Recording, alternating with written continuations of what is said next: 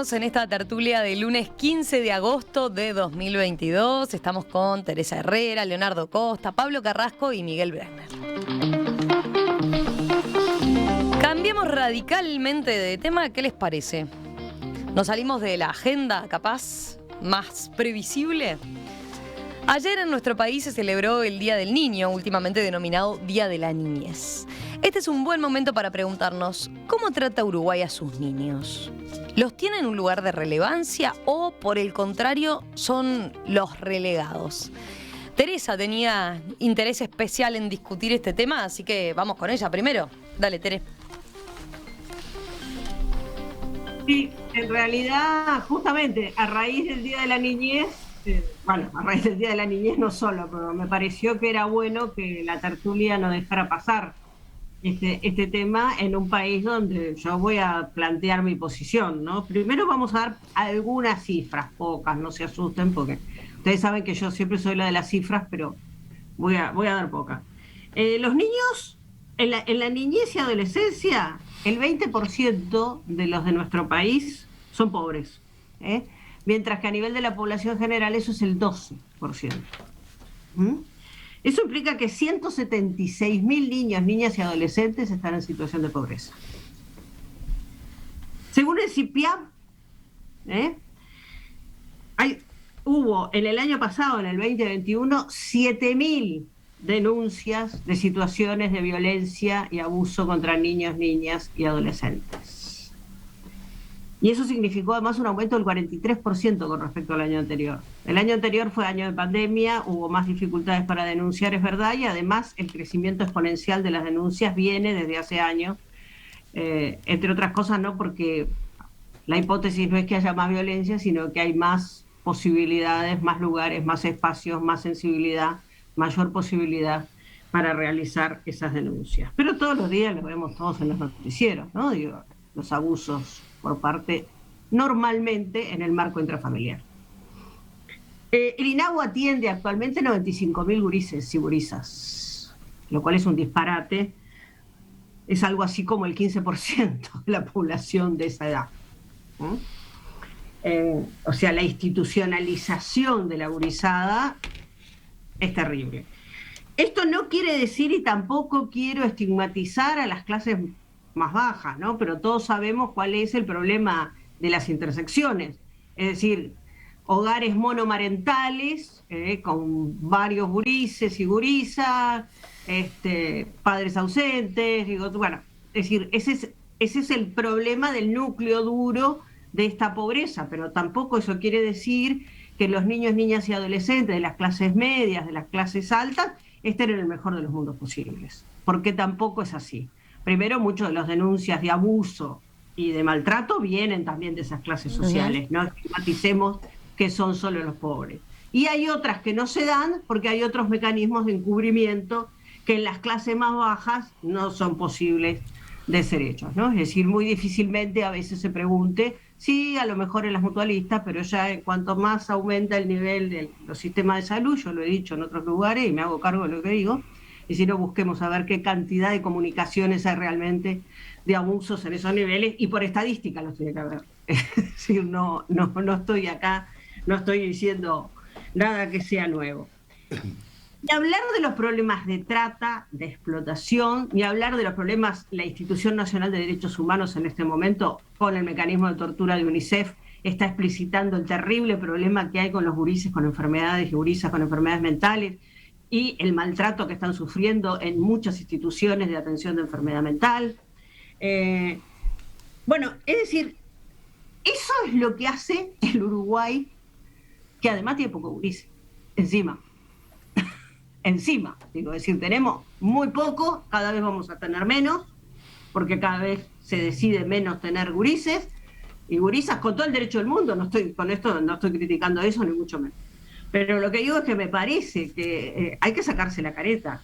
Digo, este es un país adultocéntrico, este es un país donde, como los nenes y las nenas no votan, miramos para otro lado, y donde muchas veces hay muy lindos discursos y muy bonitos, pero esto que yo estoy diciendo es la realidad, ¿tá? No es el discurso. ¿Cómo ven el resto de la mesa? ¿Cómo ve el planteo del tema que traía Teresa y eso? ¿Cómo entonces comparten ese diagnóstico que hace ella de cómo trata Uruguay a sus niños con esto que decía, por ejemplo, esa mirada adultocéntrica que tenemos?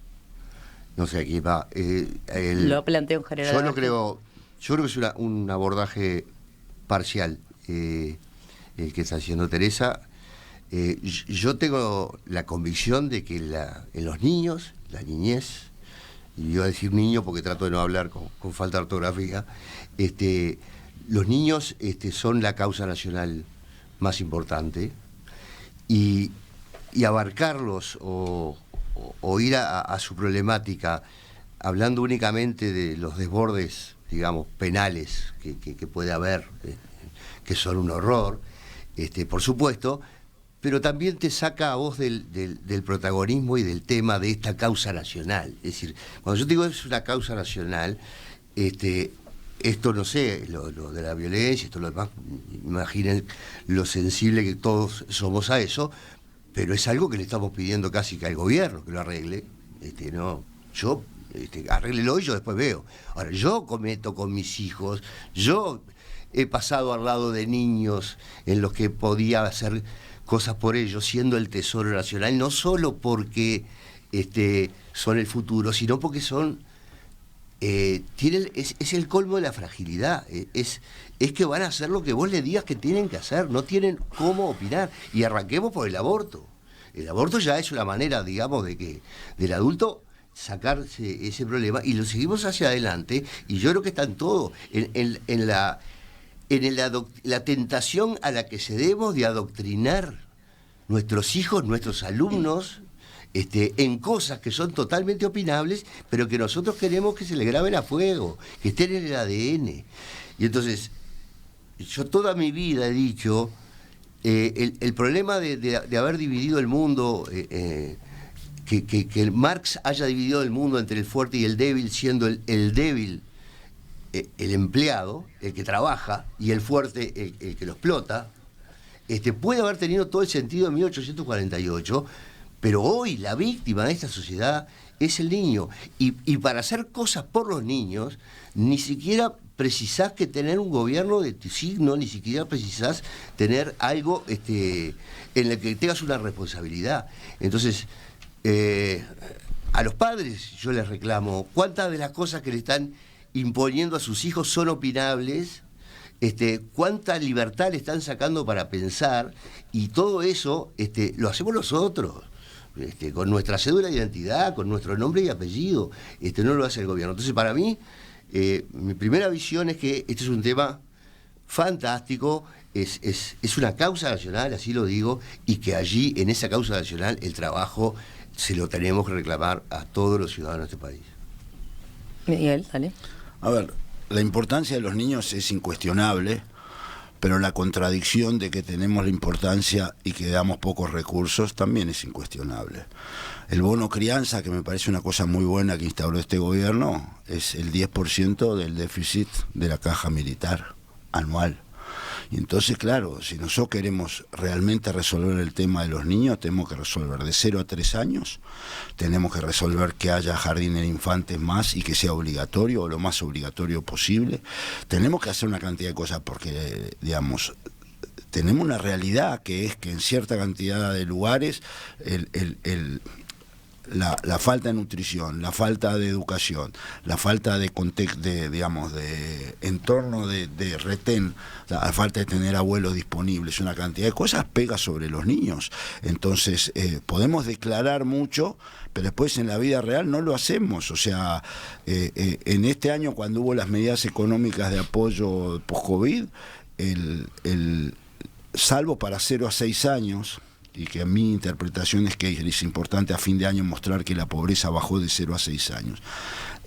La plata que se dio es nada, cuando en realidad se da para una cantidad de otras cosas. Yo no estoy diciendo, no, lo otro está mal, pero la realidad es que declaramos importante los niños, pero no les generamos un entorno. Debería haber lugares donde los niños estén, coman, y si es necesario que coman los padres también una vez por día, una cantidad de cosas, porque la pobreza existe, y la cantidad de niños las familias que tienen más niños en la pobreza entran en un sistema perverso. Lo único en el último tiempo que ha habido un cambio importante es la cantidad que bajó la cantidad de embarazos adolescentes y bajó la cantidad de niños de embarazos adolescentes. Yo cuento una anécdota que se la cuento a todo el mundo. Un día, visitando una escuela, le pregunto al niño, un niño de sexto escuela, me dice, ¿qué edad tiene tu madre? Le digo, me dice 25. Y yo lo primero que pensé, que el chiquinín se había equivocado. Después me equivoqué, qué tonto yo, embarazo adolescente, tipo el chiquinín estaba en sexto año. Entonces, es muy difícil pensar cómo mantenés una cantidad de elementos con gente muy joven, con muy poca experiencia, con códigos en los barrios difíciles. Y ahí el Estado, la educación pública, los jardines, los CAIF, hay que hacer 3 veces, 10 veces tanto, que es la única manera que uno va a poder permitir que sean diferentes. Yo tengo la misma impresión que Miguel en cuanto a que el sistema político uruguayo toma decisiones en general pensando en los adultos, pensando en los jubilados, pensando en el trabajador que tiene trabajo, pensando en el sindicato que tiene a quien defender, y se olvida de defender a los que no tienen voz. Y los niños no tienen voz y no tienen voto, además. Entonces, estas decisiones que recién mencionaba Miguel, yo creo que la he visto en todos los presupuestos de los últimos 30 años. La última, salvo cuando se discutió el tema de los CAIF, que ahí hubo una fuerte impronta en favor de justamente darle una contención extrafamiliar a un montón de niños. Lo del bono crianzas que vos decías también es una excelente idea. Pero la política tributaria, por ejemplo, no piensa nunca en los niños. Acá no existe, por ejemplo, deducción por cuidado de hijos. No existe incentivo de todo tipo. Y sin embargo existen un montón de beneficios tributarios para cosas que si uno se las pone a mirar no debieran existir. Es una discusión que creo que tenemos pendiente, pero la voy a dar en breve con otros 3 colegas, después de anunciarlo a eso. Pero nosotros el año pasado, 2021, el Estado uruguayo resignó aproximadamente $300 millones en beneficios COMAP. Fue 500 la total de inversión, pero te regalo, no importa, 350 cerramos si querés. Y yo digo, y capaz que está bien, porque eso genera empleo, y yo no lo estoy cuestionando per se.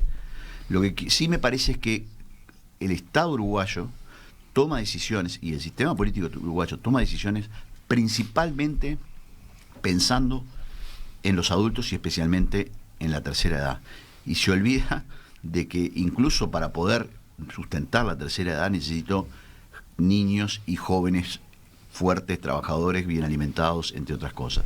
Por supuesto que lo que decía Teresa es una patología y comparto que existe, pero tratando de hacer una mirada más general, me parece que el Uruguay le debe mucho, se debe mucho, o nos debemos mucho para discutir y para hacer en favor de una niñez diferente. Perdón, yo arranqué, señores varones, escuchen cuando uno habla. No tiene ojos, Teresa. Arranqué hablando de las cifras de la pobreza infantil y la relación de la pobreza infantil en relación al total de la población. Después hablé del abuso. Esto es un típico problema comunicacional. Como yo siempre me preocupo de los problemas del abuso y de la violencia contra los niños, escucharon solo esa parte. Otra, yo escuché lo otro también, Teresa. Todos escuchamos lo otro. Se la rifaron, ¿verdad? No, porque Teresa habló de las patologías, habló de esto. No, arranqué contextualizando con que los niños son los pobres de este país. Son los que tienen mayor nivel de pobreza. Es más, todavía después retomé y dije, pero tampoco quiero estigmatizar a los niños pobres solo y a las familias pobres, y también ahí sí contextualicé, pero ojo, mire que yo puedo hablar de las clases medias y de las clases altas, Teresa, no solo el problema. Perdón, Teresa, tenés razón, y cuando dijimos hoy, cuando uno se equivoca, se equivoca. Así que yo me fui para ese lado y vos dijiste todo lo otro. Así que en mi caso, pido disculpas. Está bien, se aceptan, Neco. Quiero agregar algún par de cosas más, que me parece que son importantes también. En otros niveles, los niños tampoco están bien. ¿Por qué? Están los nenes de la llave, ¿Qué son los nenes de la llave? Los nenes que van y vienen con la llave colgando, las nenas con la llave colgando de la escuela, ¿no? Que llegan a su casa, que se tiene que hacer la comida. ¿Estoy diciendo que los padres y las madres son malos? No, estoy diciendo, y eso pasa en las clases medias también. Simplemente porque como no tenemos sistemas de cuidados que funcionen bien, digo, y la gente tiene que trabajar, entonces, digo, evidentemente, está el tema de las pantallas, ¿no? Qué fácil es poner al gurí, antes lo poníamos delante de la tele, ahora lo ponemos delante del celular, ¿eh? Voy a contar una pequeña anécdota, muy chiquita, no voy a hacer nombres porque no puedo, pero en un lugar donde se hacen campamentos de gurises y gurisas de nivel alto, medio alto y alto, a los educadores de esos lugares les cuesta horrores que los gurises y las gurisas se sienten a comer, porque no están acostumbrados a sentarse alrededor de una mesa a comer, sino que están acostumbrados a andar con el platito mirando la tele, oyendo jugar o todo lo demás, porque no hay una sentada familiar a comer. Entonces, los gurises y las gurisas de todos los niveles socioeconómicos de este país tienen problemas, están solos además, están muy solos, y yo creo que las generaciones, me incluyo, no todos, digo, yo ya estoy en edad de abuela, pero tenemos que hacernos cargo de eso, tenemos que hacernos cargo de que, ay, qué divinos los nenes, cómo los protegemos, cómo los queremos, cómo los cuidamos. Mentira. No los protegemos, no los cuidamos, y cuando los protegemos no les preguntamos si es eso lo que necesitan, porque ese es el otro tema, ¿no? Es decir, en la palabra de los niños, en la necesidad de los niños, en lugar de los niños, sociedad adultocéntrica. Yo creo que desde otra óptica hay medidas que no se pueden mirar para el costado. Por ejemplo, hay una cantidad de centros educativos donde en primero del liceo hay 2/3 extra edad. Y eso no es admisible dentro de ningún punto de vista. Entonces hay que encontrar una solución. Claro, todas las soluciones cuestan plata y ahí es donde se complica qué presupuesto hago. Pero si 2/3 de primero liceo es extra edad, no hay manera que ese liceo funcione bien, o esa UTU. Entonces digo, hay una cantidad de números que están sobre la mesa, pero el enfoque tiene que ser hacia los niños y los jóvenes, no al revés. Pero nuestra sociedad es un testimonio irrefutable de que no es un tema, no es una prioridad, ¿no? Podemos compararlo con la COMAP. Yo a la COMAP le veo otras cosas que me parece que terminan haciéndole bien a mucha gente, pero si vos tenés 2.500 millones de dólares en colonización para que alguien la esté ocupando a título de ocupa prácticamente como es hoy, es que no te importa. 2.500 millones de dólares los ponemos en Harvard, los chiquilines, los sacamos de un empujón gigantesco. Entonces, el tema es que nada se compara cuando vos vas a decir, bueno, vamos a sacar de acá, y ese sindicato prende fuego a la pradera. Nunca hemos podido discutir, pero ¿no te parece si eso de acá lo pongo acá? El pregunta de la duda está si lo pongo. A veces lo declaro que lo pongo, pero no lo pongo, y entonces se gasta en otra cosa. O sea, la discusión profunda después no se da, porque es una discusión ideológica, lo saco de acá y lo pongo acá, y después no se pone porque es adultocéntrico. Mira, yo puse el ejemplo de la COMAP y yo estoy a favor del sistema. Lo que quiero decir es que como todos los sistemas a veces terminan siendo tan permisivos que metés ahí que compré 5 sillas para el estudio jurídico. ¿Me entendés? Entonces, esa es la cosa que para mí está mal, pero bueno, sí. ¿Me entendés? Sí. Estamos discutiendo que no, pero mirá que si peinás esa lista hay cosas que para cortar bastante pelo. Pero bueno, yo te digo otra cosa más, estamos discutiendo que vamos a comprar 2 fragatas por 200 millones de dólares a China. Yo no digo que no se necesiten, pero la prioridad ¿cuál es? El problema es ese, ¿no? Porque todo el mundo tiene, y sobre todo los ministros, les pasa en todos los gobiernos, mi cartera es la importante, ¿no? Bresso, que fue ministro de Ganadería y después fue ministro estuvo también en el Ministerio de Trabajo y estuvo también de Defensa. Él decía una frase que decía: yo cuando llego digo, nosotros los agricultores, nosotros los trabajadores y nosotros los militares. O sea, ¿qué decía él con eso? Me pongo la camiseta. Claro, llegaste ahí, a los 3 días sos el gendarme número 1. Entonces yo digo, y lo pongo con las fragatas no porque, reitero, debe ser importante para un montón de cosas, pero esto es como en la casa. Yo que me gustaría tener un montón de cosas, pero mi presupuesto es acotado. Tengo que dar prioridad a lo que es prioritario, y el Uruguay siempre es gallinas tengo, ¿no? Como decía aquel chiste, es decir, cuando las gallinas no me las toques, son mías. ¿no? Y ese es un problema serio que tiene este país y de todos los partidos políticos, porque ninguno sabe dar la discusión, o mejor dicho, ninguno está dispuesto a pagar los costos políticos de las discusiones que hay que dar. Lo que pasa es que para hacer lo que tenemos que hacer, la primera discusión es que el gobierno, el Estado, tiene que dejar de hacer cosas. No hay manera. No hay forma. Hay cosas que hay que dejar de hacer. Ponele que sean todas buenísimas. Pero si no estoy haciendo lo que Miguel reclama, bueno, lo otro seguro que no es más importante. Lo otro que estamos haciendo seguro que como Estado... La mejor noticia no de es... Uruguay, ¿sabes cuál fue para mí? Que se cerró Pluna. Porque hubiéramos seguido metiendo plata y plata y plata. Y vos decís, no, pero nos costó mucho. Hubiese sido mucho peor seguir. Y entonces, como en Uruguay las empresas no se cierran, ¿no? Las empresas no se cierran. El ILPE cerró. Seguimos ahí vegetando y vegetando y vegetando. AFE, el correo. Ahora, perdón. Ha habido programas excelentes que se cerraron, como Uruguay Crece Contigo, por ejemplo.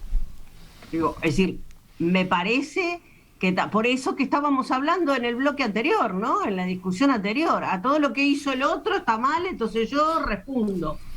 Y después viene el otro y refunda. Y así sucesivamente.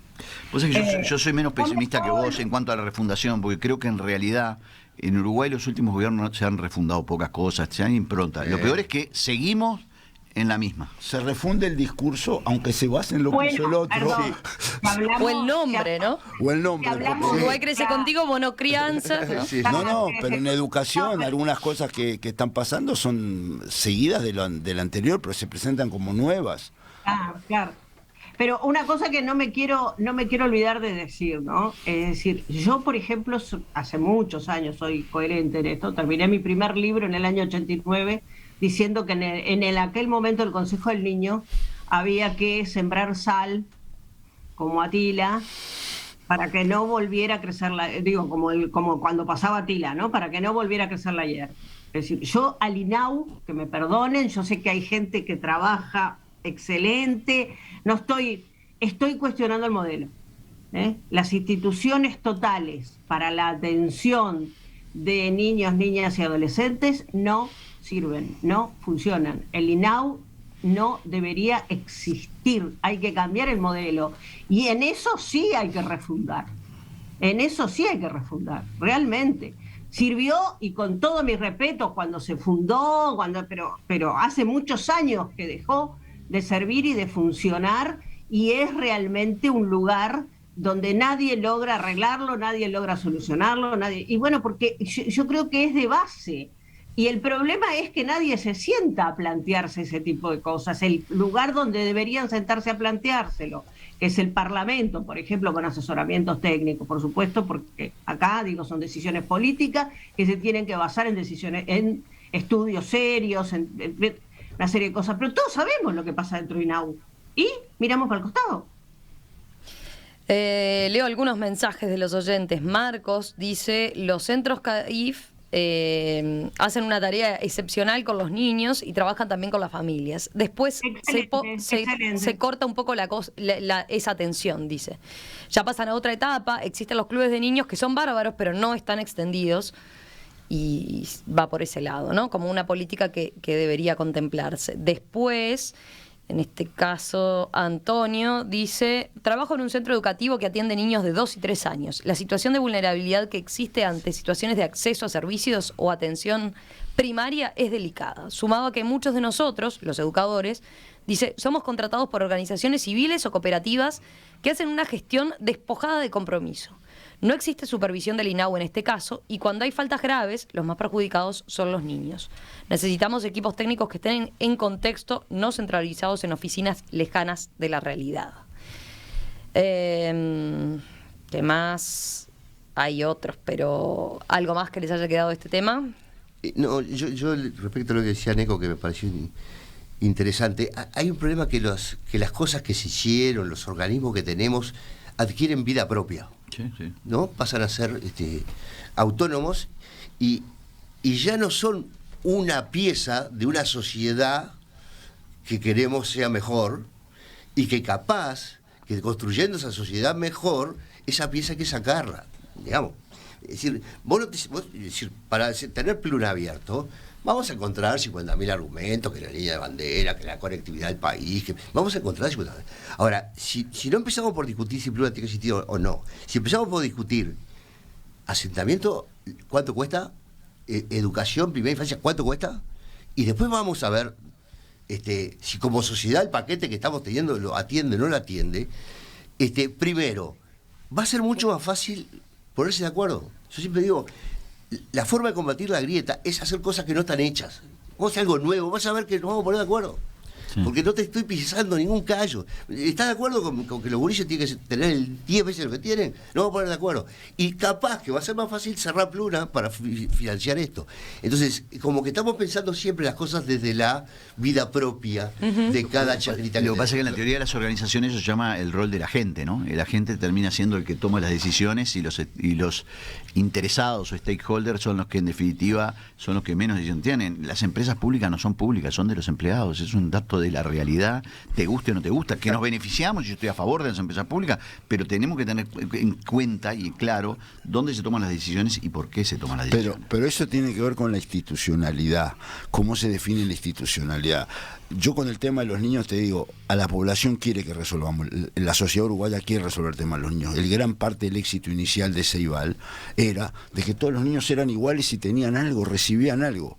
Ahora, el argumento de que lo hicieron por afuera, en vez de decir qué bien, se pensó una nueva institucionalidad, hay una especie de sensación que todo tiene que estar o en la ANEP, o en el INAO, o en tal lado, o en tal otro, en vez de pensar cuál es la institucionalidad que mejor enfoca este tema. Miguel, ¿sabes una cosa? Totalmente de acuerdo con Miguel, y en esa línea era lo que yo planteaba de repensemos, ¿sí? Una institución total que tiene todas las cosas que uno puede encontrar en la teoría, ¿no? Yo siempre digo, querés aprender a Foucault, andá en INAU, querés aprender Hoffman, andá en INAU, ¿no? Digo, es decir,